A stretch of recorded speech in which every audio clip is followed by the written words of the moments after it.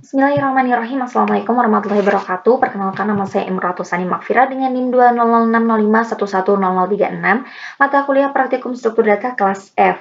Nah, di sini saya akan menjelaskan tentang praktikum struktur data modul 1, yaitu tentang array. Baik, langsung saja.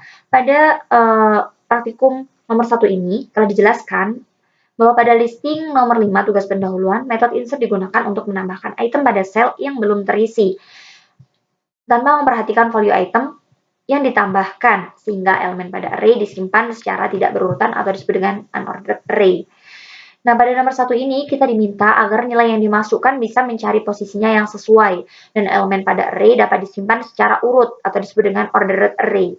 Di sini diminta nilainya urut dari yang terkecil ke yang terbesar. Urut.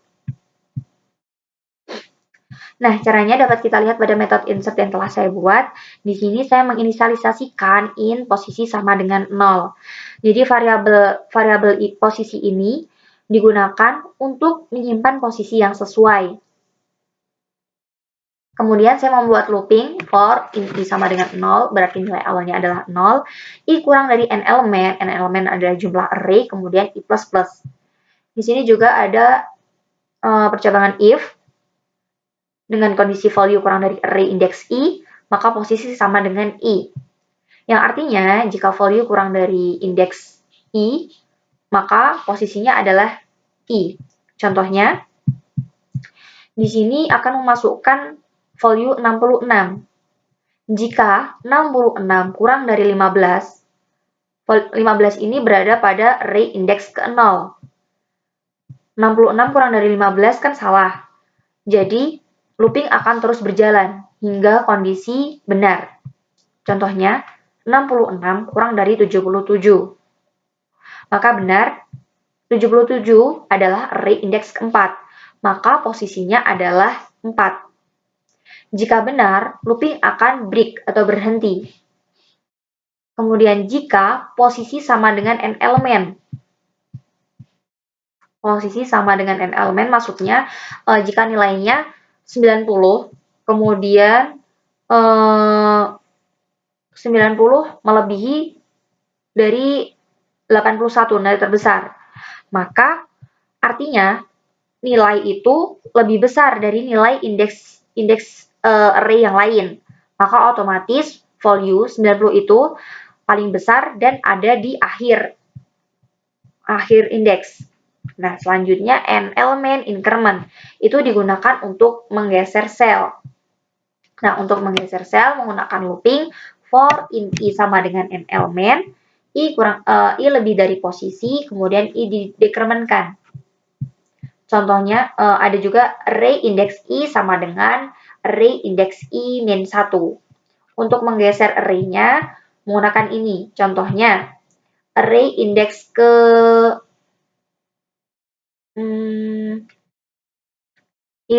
array indeks ke-7 sama dengan array indeks ke-7 min 1. Berarti array indeks ke-7 diisi oleh array indeks ke-6. Berarti 81 geser. Kemudian array indeks ke-4. Array indeks ke-5. Array indeks ke-5 sama dengan array indeks ke-5 min 1. Berarti indeks ke-5 diisi oleh value indeks ke-4, 77. Geser ke indeks ke-5. Kemudian array indeks posisi sama dengan value. Yang artinya, array yang posisinya telah kita simpan diisi dengan value yang telah kita inputkan. Selanjutnya pada nomor 2, telah dijelaskan bahwa pencarian pada metode find listing nomor 5 tugas pendahuluan menggunakan linear search. Artinya, program ini melakukan pencarian pada array secara berurutan mulai dari elemen pertama hingga elemen terakhir. Namun, pencarian ini dianggap tidak efisien, sehingga pada nomor 2 ini kita diminta untuk metode find menggunakan binary search dengan cara rank elemen array dibagi menjadi 2 secara berulang-ulang.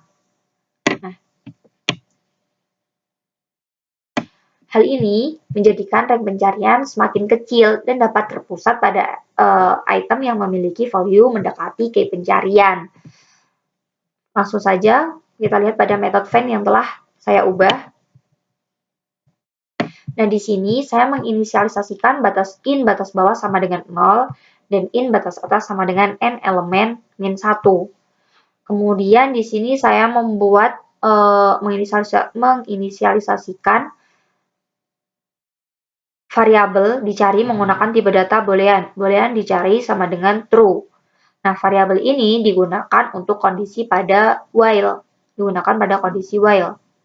Kemudian saya membuat variabel baru yaitu indeks sekarang. Indeks sekarang sama dengan batas bawah plus batas atas dibagi 2. Ini adalah rumus yang digunakan untuk binary search. Kemudian ada percabangan if array indeks sekarang sama dengan k atau yang dicari, maka dicari ini adalah false. Kemudian akan direturn true. Kemudian jika kondisinya batas bawah lebih dari batas atas, maka akan berhenti. Lalu jika array indeks sekarang kurang dari k, karena kondisi 2 ini salah, maka akan berjalan di percabangan array indeks sekarang kurang dari k, maka batas bawahnya adalah indeks sekarang plus 1. Jika array indeks sekarang lebih dari k, maka batas atas sama dengan indeks sekarang min 1.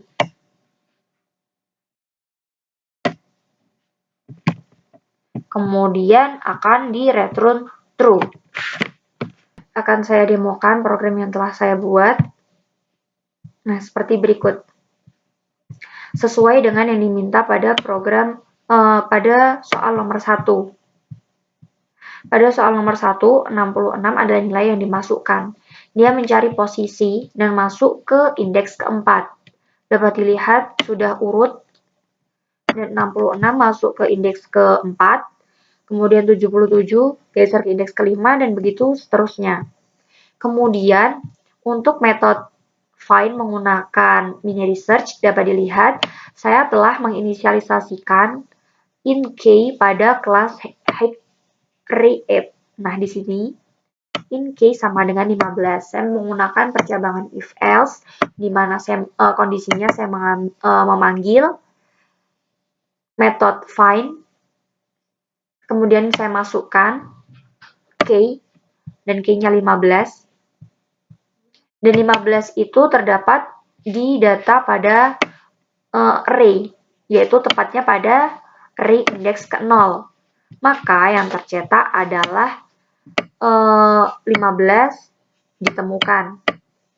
Selanjutnya pada nomor 3, kita diminta untuk memahami listing program untuk menyimpan objek berikut. Nah, pada modul ini telah disebutkan ada 3 kelas, yaitu kelas mahasiswa, kelas data array, dan kelas data array apps. Nah, sudah saya buat programnya di Java saya.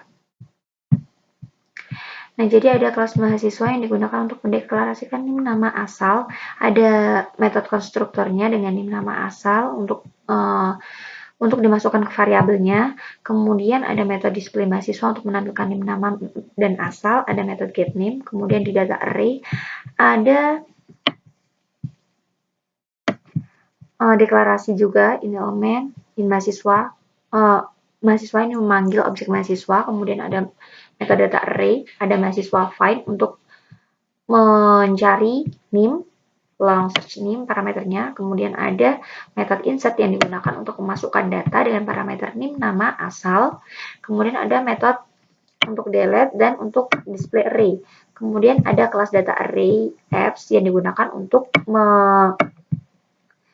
terdapat PSPM untuk mencetak, di mana pada kelas ini memanggil metode insert untuk memasukkan data. Kemudian ada long search key, inisialisasinya, kemudian untuk ditemukan dan dihapus. Baik, akan saya run.